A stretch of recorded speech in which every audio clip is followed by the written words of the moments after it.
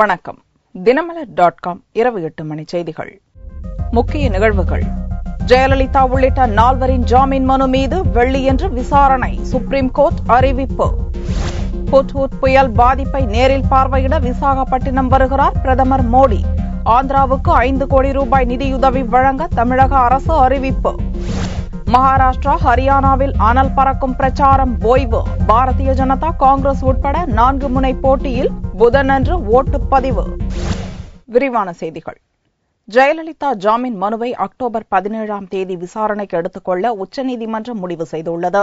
வரும் வெள்ளிக்கிழமை வரை சிறையில் இருந்தாக வேண்டிய நிலைக்கு ஜெயலலிதா தள்ளப்பட்டுள்ளார். சொத்து சேர்ப்பு வழக்கில் 4 ஆண்டுகள் சிறை தண்டனை பெற்ற தமிழக முன்னாள் முதல்வர் ஜெயலலிதா, அவரது தோழி சசிகலா, VN சுதாகரன், இளவரசி ஆகியோர் பெங்களூர் பரப்பன அக்ரஹாரம் சிறையில் அடைக்கப்பட்டுள்ளனர். தண்டனையை நிறுத்தி வைத்து தங்களுக்கு ஜாமீன் வழங்க வேண்டுமென 4 சார்பிலும் தாக்கல் செய்யப்பட்ட ஜாமீன் மனுக்களை கர்நாடக உயர்நீதிமன்றம் தள்ளுபடி செய்தது. உயர்நீதிமன்ற உத்தரவை எதிர்த்து கடந்த வாரம் 4 உச்சநீதிமன்றத்தில் தனித்தனியாக மனு தாக்கல் செய்தனர். இம்மனுக்கள் திங்களன்று விசாரணைக்கு வந்தபோது ஜெயலலிதா சார்பில் மூத்த வக்கீல் போலியஸ் நாரிமன் ஆஜராகி ஜெயலலிதா மனுவை உடனடியாக எடுத்துக் கொள்ள வேண்டும் என வலியுறுத்தினார். தலைமை நீதிபதி HL தாட்டு தலைமையிலான 3 நீதிபதிகளை கொண்ட அமர்வு குறுகிய ஆலோசனை நடத்திய பின் ஜெயலலிதாவின் மனுவை விசாரணைக்கு ஏற்றனர். மனுவை அக்டோபர் 17ஆம் தேதி விசாரணைக்கு எடுத்துக் கொள்வதாகவும் அறிவித்தனர். அப்போது சசிகலா, இளவரசி, சுதாகரன் சார்பில் ஆஜரான மூத்த வக்கீல் சுஷில்குமார் இவர்களது மனுக்களையும் 17ஆம் தேதியன்று விசாரணைக்கு எடுத்துக் கொள்ள வலியுறுத்தினார்.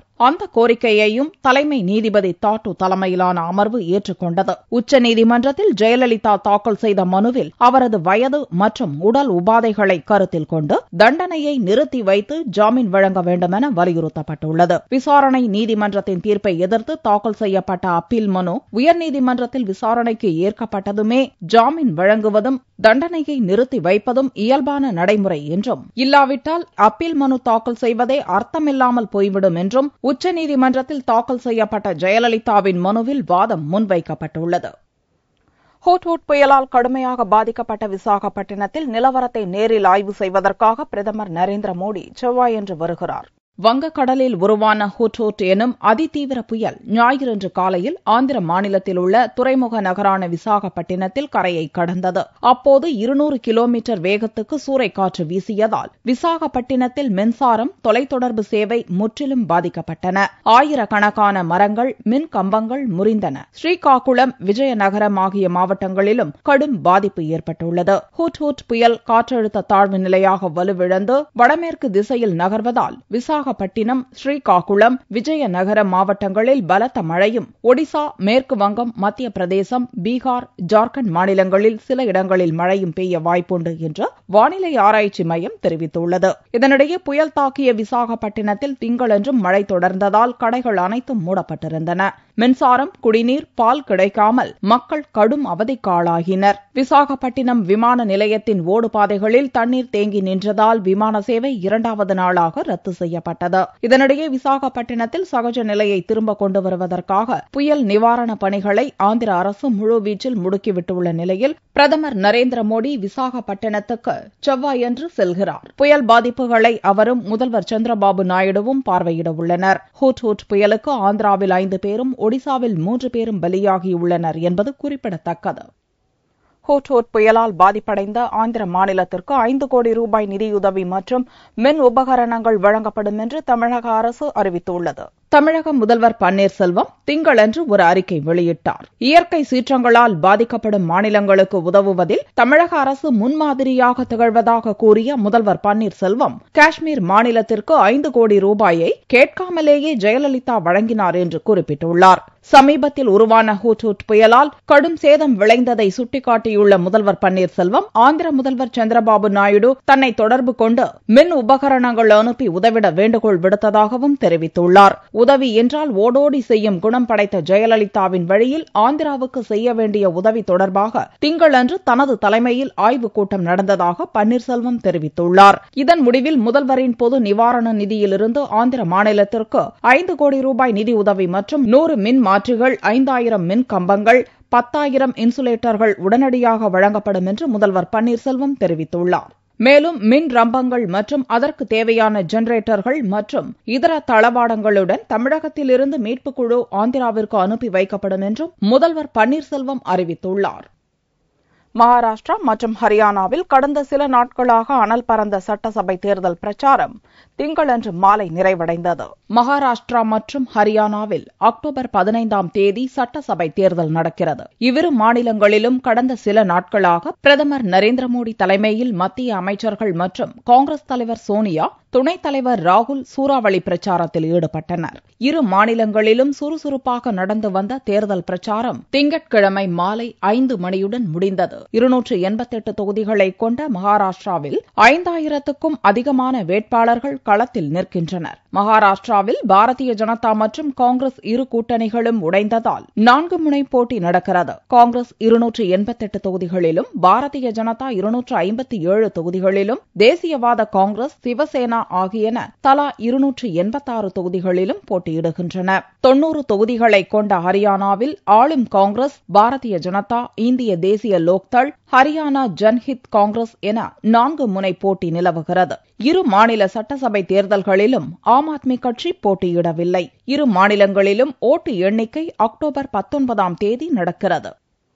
மகாராஷ்டிராவில் பாரதிய ஜனதா ஆட்சிக்கு வந்தால் விவசாயிகள், மீனவர்களின் நலன் காக்கப்படும் என்று பிரதமர் மோடி உறுதியளித்தார். அக்டோபர் 15ஆம் தேதி சட்டசபை தேர்தல் நடக்கவுள்ள மகாராஷ்டிராவில் பிரச்சாரத்தின் இறுதி நாளான திங்களன்று பிரதமர் மோடி 3 கூட்டங்களில் பேசினார். கடலோர மாவட்டமான பால்கார் மாவட்டத்தில் நடந்த கூட்டத்தில் பேசியபோது மீனவர் விவகாரத்தை மோடி கையில் எடுத்தார். தனது 60 நாள் ஆட்சி பற்றி கணக்கு கேட்கும் காங்கிரஸ், பாகிஸ்தான் சிறையில் அடைக்கப்பட்டிருக்கும் மகாராஷ்டிரா, குஜராத் மீனவர்கள் பற்றி இத்தனை ஆண்டுகளாய் கவலைப்படவே இல்லை என்று குற்றம் சாட்டினார். தான் பிரதமரான பிறகு பாகிஸ்தான் பிரதமர் நவாஸ் ஷெரீஃபிடம் பேசி 200 மீனவர்களை விடுவிக்க நடவடிக்கை எடுத்ததாகவும் மோடி கூறினார். जो कठिनाई पाकिस्तान से गुजरात के मछुआरों को भुगतनी पड़ती है, वही कठिनाई महाराष्ट्र के मछुआरों को भी पाकिस्तान से झेलनी पड़ती है.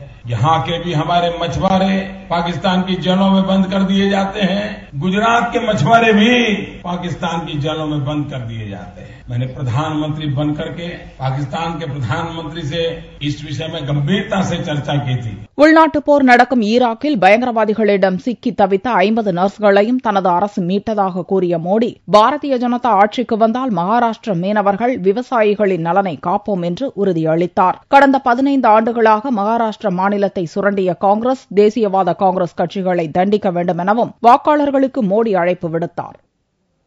பிரதமர் மோடியை புகழ்ந்து பேசிய சசி தரூரை செய்தி தொடர்பாளர் பொறுப்பிலிருந்து காங்கிரஸ் மேலிடம் நீக்கியுள்ளது.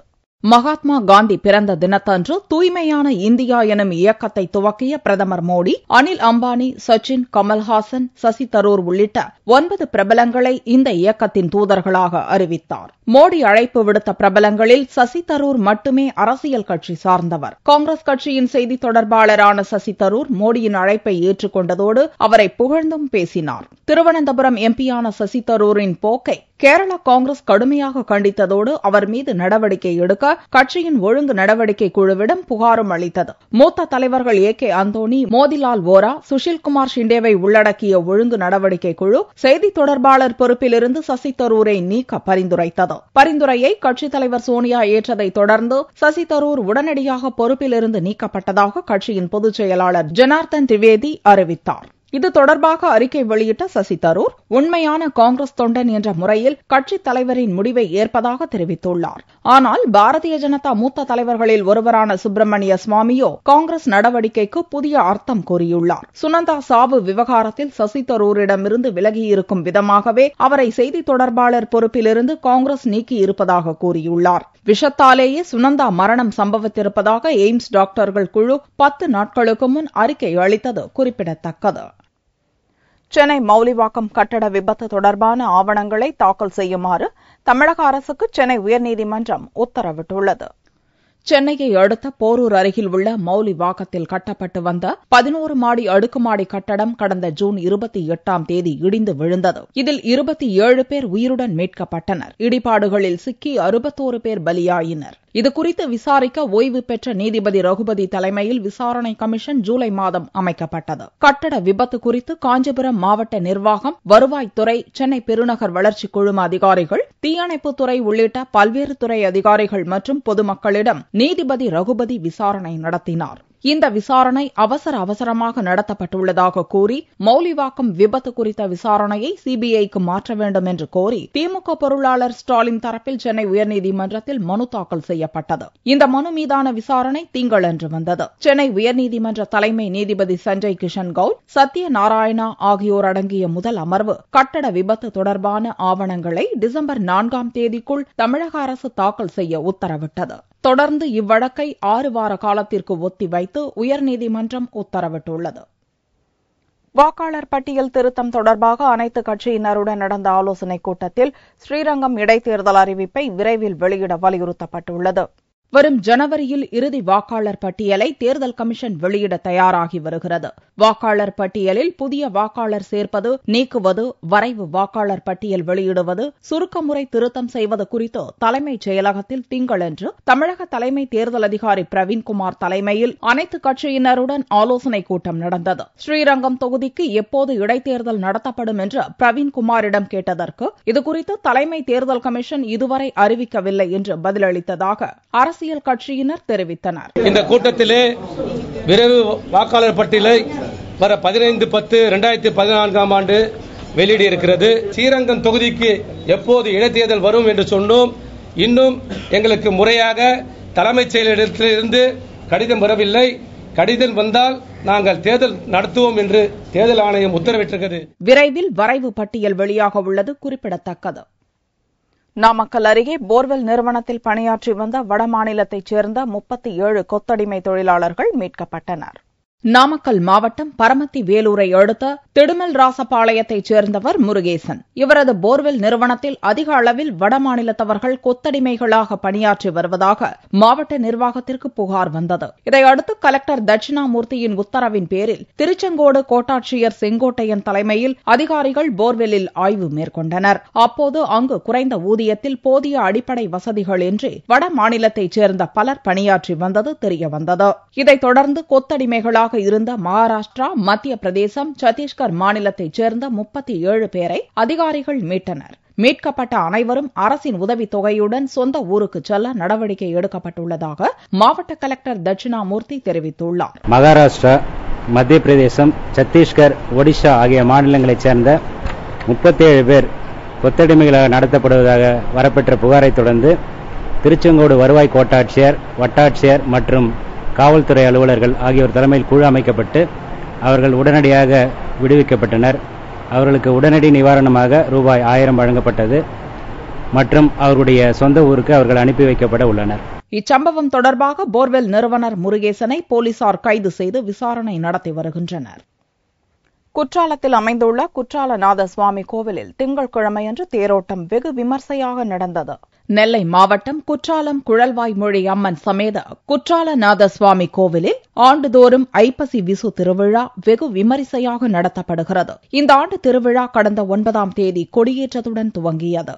அன்று முதல் தினமும் சுவாமி அம்பாள் பல்வேறு வாகனங்களில் எழுந்தருளி வீதி உலா வந்தனர். முக்கிய நிகழ்ச்சியான தேரோட்டம் திங்கட்கிழமையன்று வெகு விமர்சையாக நடந்தது. அலங்கரிக்கப்பட்ட நிலையில் நின்ற 4 தேர்களில் விநாயகர், சுப்பிரமணியர் மற்றும் குழல்வாய்மொழி அம்மன், குற்றாலநாதர் ஆகியோர் எழுந்தருளினர். பின்னர் 4 தேர்களையும் மங்கள வாத்தியங்கள் முழங்க பக்தர்கள் வடம் பிடித்து இழுத்தனர்.